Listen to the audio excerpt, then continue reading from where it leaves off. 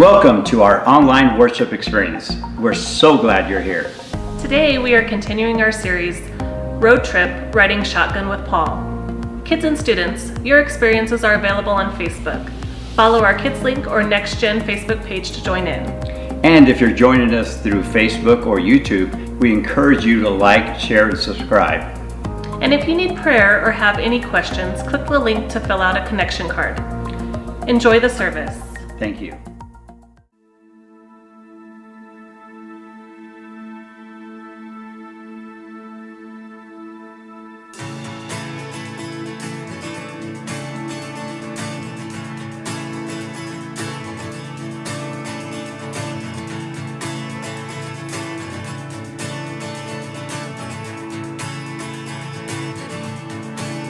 Our praise becomes your house, your place. Our praise becomes your house, your place. Our praise becomes your house, your place. Our praise becomes your house, your place. Our praise becomes your house, your place. Our praise becomes your house, your place. Our praise becomes your house, your place. Oh God, yeah. Come on and sing. We sing a song. We sing a song and you come in. Make it dance and you come in. Shout your name and you come in. Give you praise and you come in. We sing a song and you come in. Make it dance and you come in.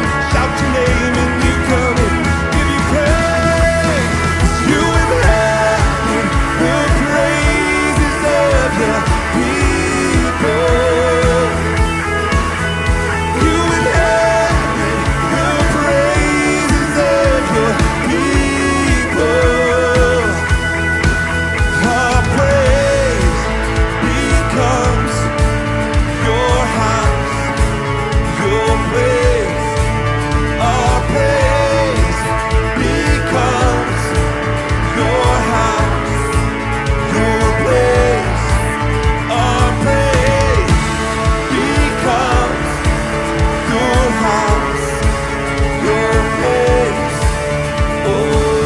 Oh God, yes it does, yes it does. We sing a song and you come in, make a dance and you come in, shout your name and you come in, give you praise and you come. We sing a song and you come in, make a dance and you come in, shout your name and you come in, give you praise. You inhabit the praises of your people. You inhabit the praises of your people. You inhabit the praises of your people. You inhabit the praises of your people.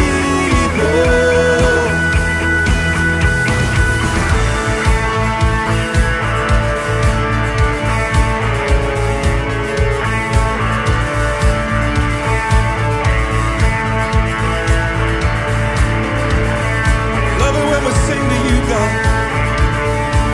So we sing a song and you come in, make a dance and you come in, shout your name and you come in, give you praise.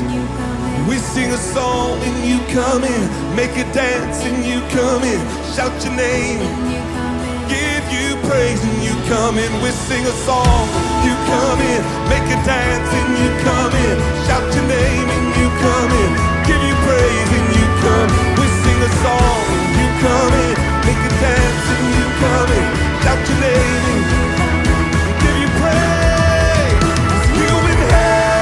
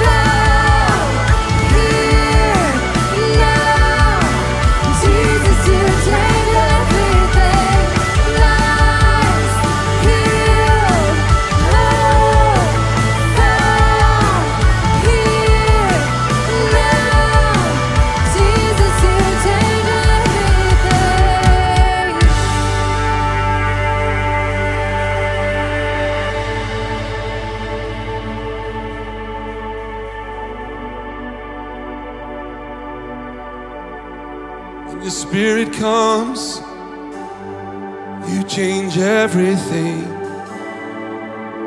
You change everything. Pray, God, today that your Spirit would invade the homes of your people. Right there as they're sitting there. Any fear that they might have over the past few weeks, God, that you would begin to bring that fear. Cause it to bow at your name. I pray as that fear begins to dissipate, God, your Spirit would arise in your people. Your love just be flowing, God, through their home and their families.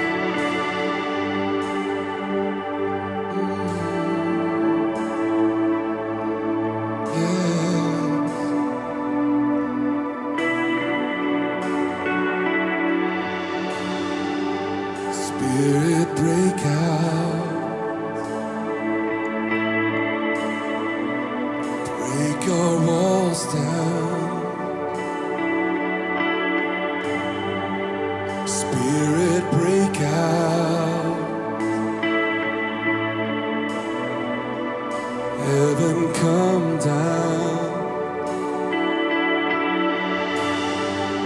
Spirit, break out. Break our walls down. Spirit, break out.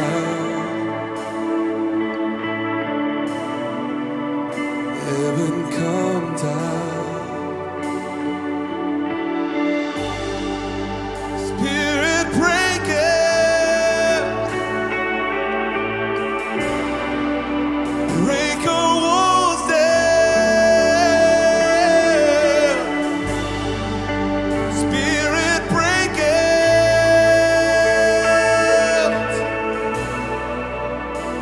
Heaven, come down. Spirit, break out.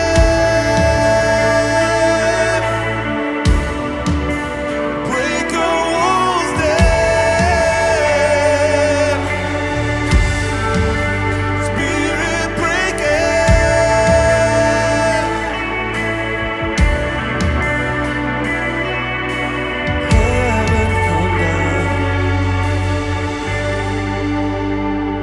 Heaven, come down. Heaven, come down. Erase all the fear. In Jesus' name. Thank you, Father.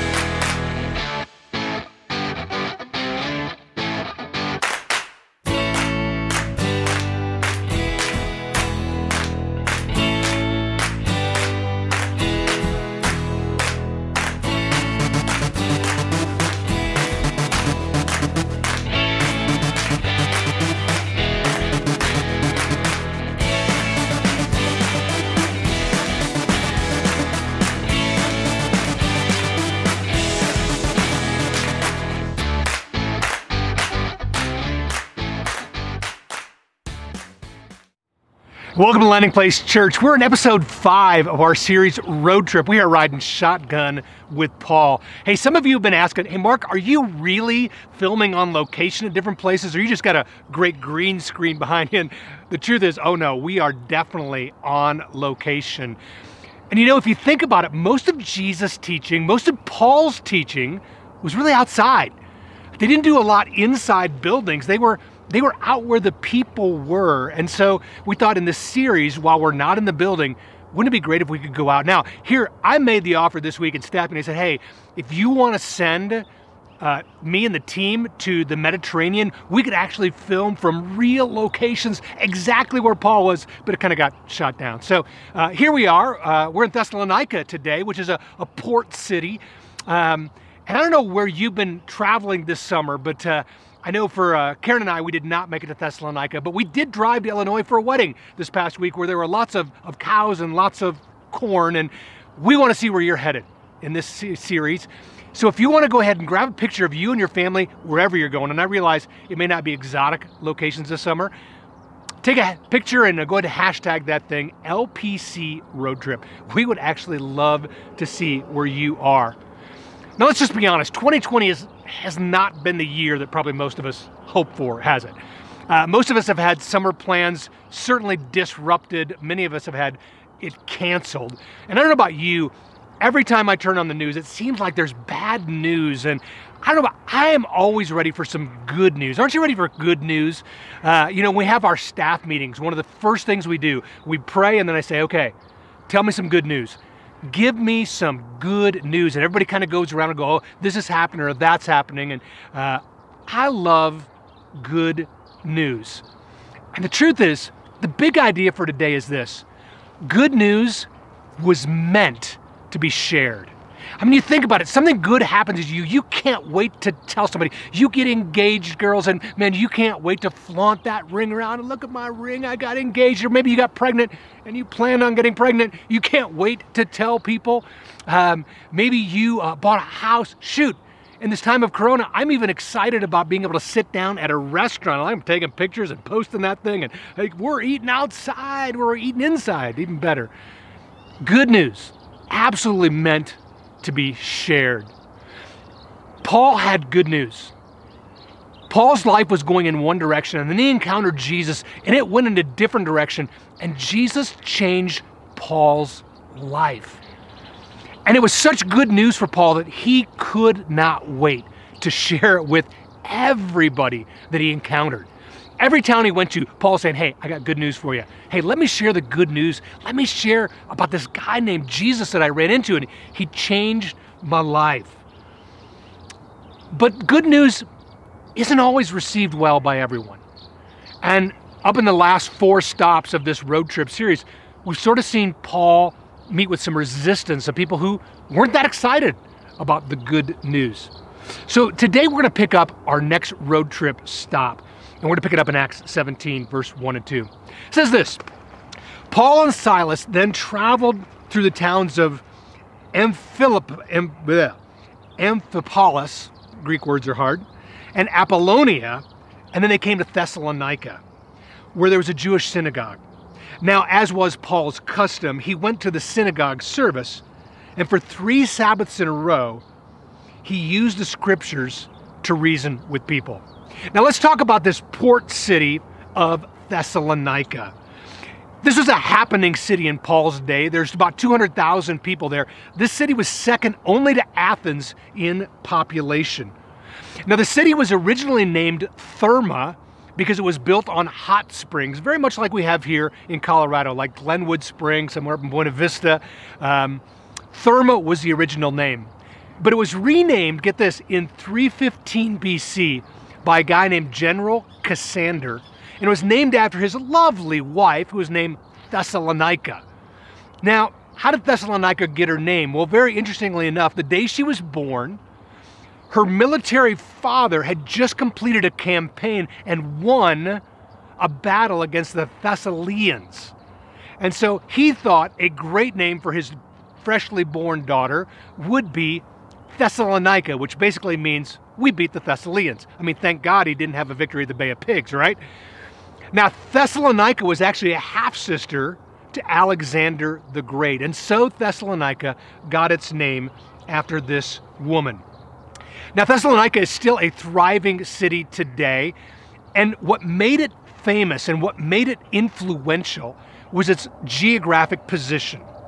If we look on a map, Thessalonica was what they called, right in the middle of what they called the Egnatian Way, which is sort of the superhighway of the day between Rome and Asia or Turkey, all the way to Constantinople and beyond. Thessalonica was right on that road that went through this area, but it was also a port city. And it was right on the Aegean Sea, which sort of poured into the Mediterranean. And so it attracted traders of all kinds. It attracted Greeks, it attracted Romans, and it attracted a number of Jewish merchants. And so this was very ethnically diverse, very happening, very up and coming city. Now, as a result of a strategic position, the people in Thessalonica, by and large, were wealthy. It was known for its wealth, but it was also known for its immorality. There was what they called this cult of Calibri. And this cult of Calibri was a very, very secretive cult that was primarily geared toward sailors, to shipbuilders, and also toward blacksmiths, sort of those in the shipping industry. And it was so secretive, and that there's this really weird undertone of dark worship that was happening in Thessalonica, and that's where Paul ends up in our road stop today. Now, we can even go back in time, and there's actually coins all the way back from this Thessalonica era that have the cult of Calibri on the coin itself. And I guess I say all that to let you know that, you know what, Thessalonica is a real place, and this happened to real people. These were real events, and we can go back in history and verify all of this. It really wasn't that long ago as far as written history goes. Now, we know that there was a large enough Jewish population in Thessalonica that Paul went to the synagogue. They had a synagogue, which means there had to be a pretty good gathering there. And he starts speaking to the Jews, and he starts for 3 weeks going to the synagogue.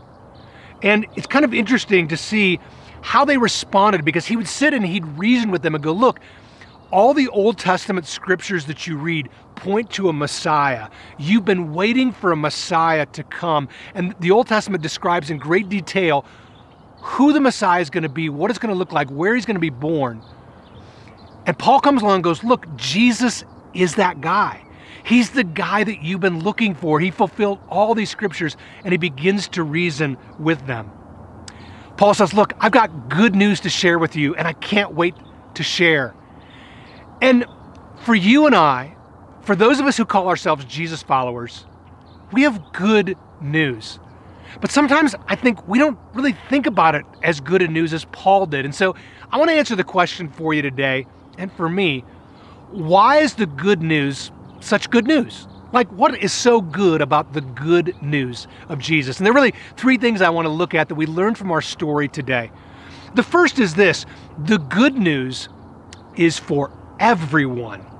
You know, up until Jesus, a relationship with God was sort of reserved for a pretty elite group. It was pretty much male, highly educated Jewish men who knew Hebrew. I mean, that's a pretty select group of people who have access to God. But when Jesus came, Jesus broke down all the barriers. He goes, look, this isn't just a Jewish thing anymore. And it's not just reserved for men. Women are open too. And really, it's actually open to everyone. You see, Jesus was this tremendous barrier breaker. And we pick it up in Acts 17:4. It says this: some of the Jews who listened were persuaded, and they joined Paul and Silas, along with many God-fearing Gentiles or Greek men, and quite a few prominent women. Everyone was open to this good news, and that was a huge deal then, but you know what? It's a huge deal now. Let's face it, in 2,000 years, we've not advanced nearly as far as probably any of us would like in terms of breaking down the barriers that divide us. I think this last few weeks has been a stark reminder that racism is alive and well in America today, and probably all over the world. And I think one of the things that is such good news about Jesus coming, and the good news that Paul had to share, was that Jesus opens up God to everyone. He breaks down barriers, and nobody destroyed racial, gender, age barriers better than Jesus did. In fact, Paul would later write to the Galatian Christians, he would say this, "There is no longer Jew or Gentile, slave or free, male or female, for you are all one in Christ Jesus." We're one. There's equal opportunity. That, you know what? The ground is level at the foot of the cross. Whether you're rich or poor, black or white, no matter what language you speak, no matter what the color of your skin is, Jesus said, look, none of that matters. And Paul says, this is good news. This is good news that we can be united. And I think there's such a lesson for us today. Sometimes I think we kind of prejudge who we're going to share Jesus with and who we aren't. Well, they're not going to be interested. Well, I don't really know. And Paul goes, look, there are no barriers. This thing is open to everyone. Now, you think that, again, good news would be received well by everyone since it's open to everyone, but we learn in number 2 that not necessarily. The second thing that we learn about the good news is the good news provokes a response. You know, sometimes your good news isn't good news for everybody. Hey, I just got a brand new job. That's good news for you. It's not so good for the person you beat out to get the job. You say, oh, I got engaged. That's such good news. And it really is good news. But you know what? There's probably people who are looking for love. That person who's been a bridesmaid but never a bride. They got like 19 bridesmaid dresses hanging in their closet. Good news for you, maybe not quite as good news for them. Or maybe you bought a house and you're so excited and it's really good, but maybe there's somebody else who can't afford a house and would love to have a house. And what's sort of at the root of people not embracing your good news? I mean, it's really kind of jealousy, isn't it? They sort of wish that they had what you have. And that's exactly what happened. As Paul began to share the good news, there were some who were jealous. We pick it up in verse 5. But some of the Jews were jealous. Paul just calls it out. So they gathered some troublemakers from the marketplace to form a mob. And get this, they started a riot. All right? I mean, there are some things that never change in the world. There were like professional rioters back then that if you wanted to stir up a crowd, you could actually bring them in, and that sounds pretty familiar over the last few weeks. So let's ask the question, why were the Jewish leaders jealous? Like, why wasn't this good news for them? And here was the deal. Up until Jesus came, the Jewish church, at least in their mind, was the only way you could get to God. Like, God came to us, He gave us the law, and the only way you get to God is through us. And then Jesus shows up and He goes, actually, you don't need to go through them at all. I'm the way, I'm the truth, I'm the life, and actually nobody comes to the Father except through me. And what happened was, that took away their power and their control over people. I mean, think about it. If I am your only way to God, and you have to go through me to get to God, I can pretty much ask you to do and tell you to do anything, and you'll do it if you want to connect with God. That gives me tremendous power. It gives me tremendous control. And that's where the Jewish leaders were sitting. They desperately wanted to be able to control people. And when Jesus came along, He took away their control and He said, actually, you know what? You don't need them anymore. All you need is me. Now, that was really good news for the everyone that it was open to, but it wasn't really good news for the Jewish leaders. And so they were frustrated, they were angry, and they were feeling like they were out of control. What do people do when they're frustrated, angry, and feel out of control? They riot. It's exactly what they do. And so what do? They stirred up a bunch of people and they formed this huge riot. And it was such a mess. We pick it up in verse 6. Paul and Silas, this is the accusations against Paul and Silas. Paul and Silas have caused trouble all over the world, they shouted. And now they're disturbing our city too. And Jason, who happened to live in Thessalonica, Jason has welcomed them into his home. They're all guilty of treason against Caesar, for they profess allegiance to another king named Jesus. Now, The Jewish leaders could have cared less about Caesar. They hated the Romans. But nothing unites people like a common enemy. And so they not only accuse Paul and Silas and the guys who are sharing Jesus, they not only accuse them of messing up Thessalonica, they go, look, they're ruining the world. They're guilty of treason. They're getting all these charges that are messed up. The good news about Jesus provokes a response. And you know what? Not everybody's going to see the good news as good news. And I think church people can be particularly guilty of this. We can go, oh, yeah, I'm not sharing with that person because they're pretty messed up. And I don't know that they're really the kind of person that Jesus is looking for. We're looking for somebody who looks a little more like us, who acts a little bit more like us, who's kind of got their stuff a little more together maybe than that person.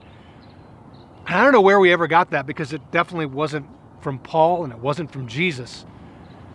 Actually, the good news is open to everyone. And as we begin to share the good news, it's going to provoke a response. People are going to respond. And what's interesting, who responded? Some Jews responded. Some God-fearing Gentiles who was never open to before responded. And some prominent women responded. Number 3 thing about the good news is the good news is unstoppable. You know, Paul appears to be on a bit of a losing streak, if you think about it. I mean, we started this journey in Paphos, where he kind of put up a win with the magician. We're going to put that one in the win column. But then, you know, he went on to Lystra, and he got stoned there, not the smoking stone, but the rock-throwing stone. Then he went on to Philippi, and Aaron talked about how he got jailed last week and beaten. And then today in Thessalonica, a whole riot broke out, and he kind of turned the city upside down. He's like 1-3, which pretty much gets any coach fired on that kind of record. And you kind of wonder, why does Paul get back up and do it again? Because the result of this riot, we read in the next verse, was that very night, the believers sent Paul and Silas to Berea. They sent them on to the next town. Look, you guys got to get out of Dodge. They're going to kill you if you don't. And what do? When they arrived there, they went right back to the Jewish synagogue. And they went right back to sharing the good news as they did in every single stop. Why bother, Paul? Like, you've met with so much resistance. You've suffered so much. Why do you get back up and continue to share the good news? Why should we share the good news with our neighbors and our coworkers and our classmates and those who are close to us but far from God? What keeps us moving? The gospel, which really just means good news. It's unstoppable. You see, before Paul got run out of town one more time, he planted some seeds in Thessalonica, this major hub, this influential city that grew. He left, but God watered the seed that he planted. And he raised up people, and churches began to form. And this route along the Ignatian Way on land and into the harbor, into the Aegean and the Mediterranean Sea, it became a hub of Christianity. It became a pillar of this part of the world that moved the gospel into new areas, that moved the good news from place to place. So influential was it that Paul eventually wrote letters back, not just to one church, but to the multiple churches in Thessalonica. And we see them in the New Testament, the book of 1st and 2nd Thessalonians, were letters that Paul wrote back to the churches that eventually God planted there. And God reminds us this about sharing the good news. He goes, look, there's no weapon formed against us that will stand at all. Greater is the power with us than it is in the world. God says, look, there is nothing that is going to stop my good news from going forward. Nothing. It is unstoppable. The gates of hell will not prevail against my church, God says.